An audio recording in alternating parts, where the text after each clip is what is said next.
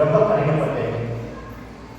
ஒரு வழியாக வந்து கையில் ரத்தத்தை மகனிடம் காணும்போது ஆரம்பித்தார்கள்.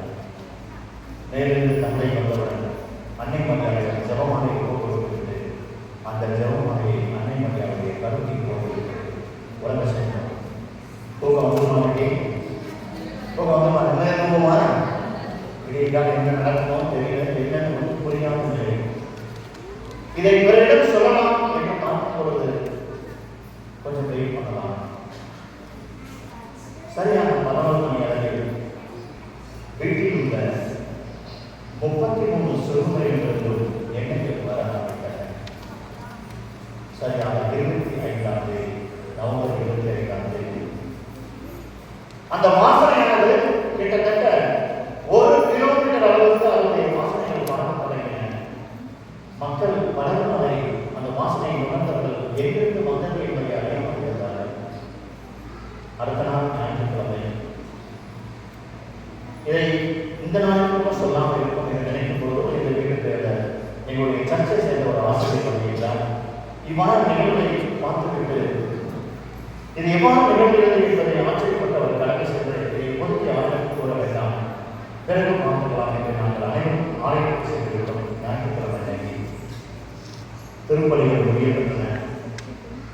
மீண்டும் இல்லம் வந்து கதவை திறந்து பார்க்கும்போது நாங்கள் கண்ணன் காட்சி இருந்த சிறுவர்களுடைய எண்ணெயில் வலிந்து அந்த நாள் முழுவதுமாக சூழப்பட்டது. பிறகு அந்த செய்தியானது தெரியாமல் பலாயிரக்கணக்கான மக்கள் அதை வழிபட வந்தார்கள்.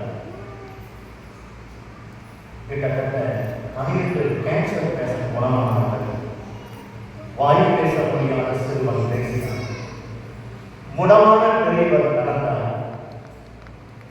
இது எதை குறிக்கிறது என்பதை நான் இதை ஜெபமாலை எடுப்பதற்கு காரணமாக இருந்தவர் நாடாளுமன்றத்தில் பங்கு சென்ற எம்எஸ்எஃப் சபையை சார்ந்த சகாய வீசப்பாளர்கள் அவருடைய இடத்தில் நான் சகாயமாக ஆணையம் செல்வதற்காக செல்லும் பொழுதுதான் முதலில் இந்த ஜெபமாலை என்ன என்பதை தெரிந்து கொண்டு நான் எடுக்க ஆரம்பித்தேன்.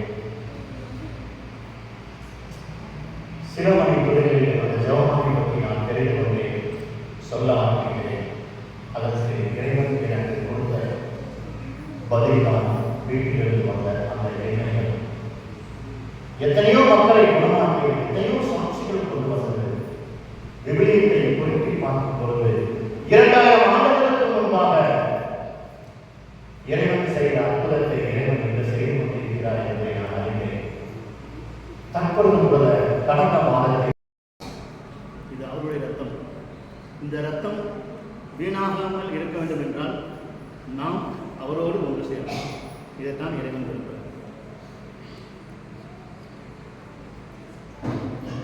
ஒவ்வொரு நாளும் ஜெபமாலை ஒப்புக்கொடுங்கள். அதில் இந்த 3 கருத்தை முக்கியமாக வைங்கள்.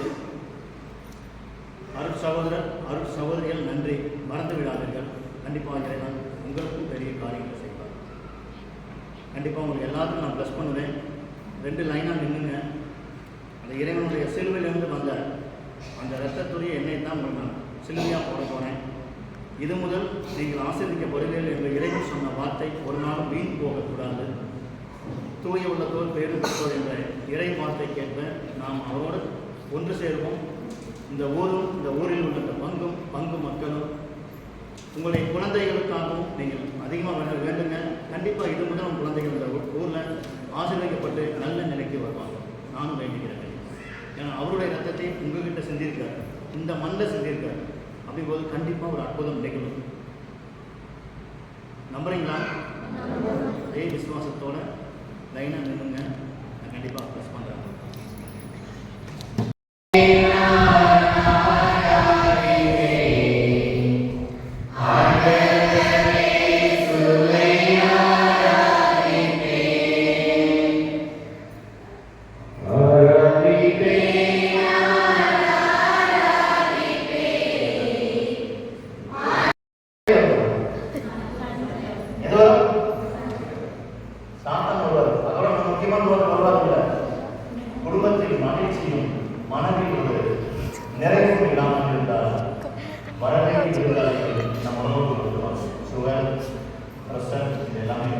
மகிழ்ச்சியாக நான் உங்களுக்கு சொல்றது வசந்தா வருமா? நம்முடைய முன்னோர்கள்